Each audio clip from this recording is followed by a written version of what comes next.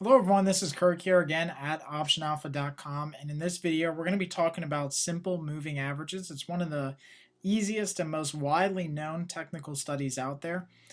So some background, simple moving averages are perhaps the oldest and most widely used technical indicator, and I guess what makes them a favorite of investors is because it gives a simple signal. It's very easy to understand.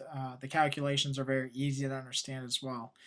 They're calculated by adding the prices over a given number of periods and then dividing by the sum. So just taking, again, like the name suggests, an average, and that average continues to move. So every day a new data point is added and one is thrown out.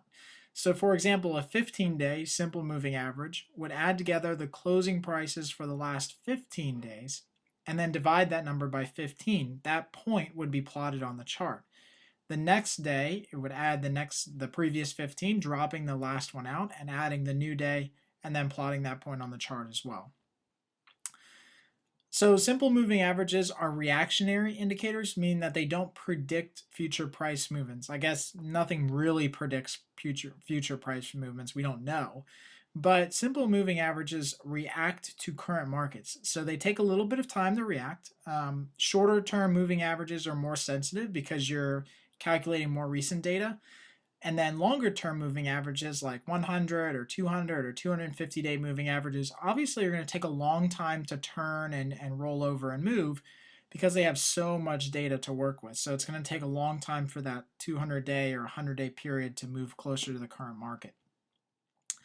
The indicator formula, like I was talking to you guys about, is just taking the previous closes of a given period and then dividing by whatever the number of periods is. So let's just take this example.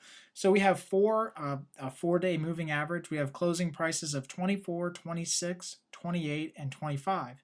So we add up all of those and that gives us 103. We divide by 4, which is just the number of days here, and that gives us an average of 25.75. Let's say that the next day comes and the closing price is $27. So what we do is we take those next 4 days, we drop out the previous day, divide that number by 4, and you can see that our average has moved up a little bit, and rightfully so because the closing price is now $2 higher than the previous. Again, let's just keep doing the same thing. We add another closing price, we drop the last two, we keep moving and using the most recent data, and now our moving average continues to move higher. So you can see how our average just moves higher. Again, this is very, very easy, and these numbers would then be plotted on the chart of the stock. So how to use it? Well, there's two major ways to use simple moving averages in your trading. The first is that you want to see the price of the stock go above or below the moving average, and that would be your signal, your breakout signal. If the stock price goes above or below the simple moving average, you'd buy or short the stock. The second way to do it is to use a combination of long and short-term moving averages that cross. So when the shorter-term moving average crosses above the longer term, that would be a bullish breakout.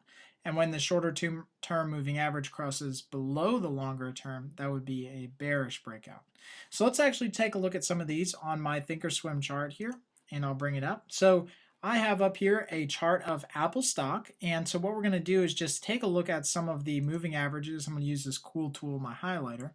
But you can see up here in the left-hand corner that I have two moving averages on here. I have a green moving average and a blue. Now the green is a 200-day moving average and the blue is a 50. So notice how the green line is a little bit more steady. It takes a long time for this to really turn over. So the green line just continues to be a little bit slow. Versus the blue, which is only 50 days, it's more reactionary to the market. It moves a little bit faster with the overall price changes. So if we were using just a simple cross of the moving average, let's say we're using the 200-day moving average, which would be this one that I'm highlighting right here, then as soon as the stock crosses below that point, and we're just using a simple stock closing below that area, then you would sell the stock at that given signal. As soon as the stock closes above that moving average, then you would buy the stock at that given signal. Again, that's just using the simple prices.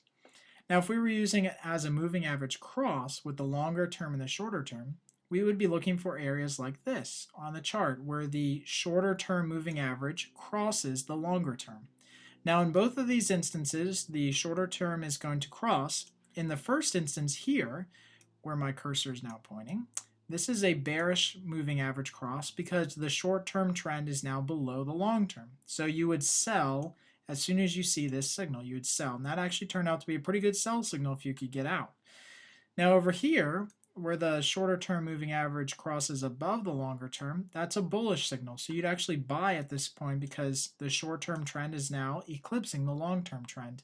And you can see that ended up being a very good signal as well on Apple stock back in 2009. So hopefully this has been helpful for you guys to understand a little bit more about moving averages.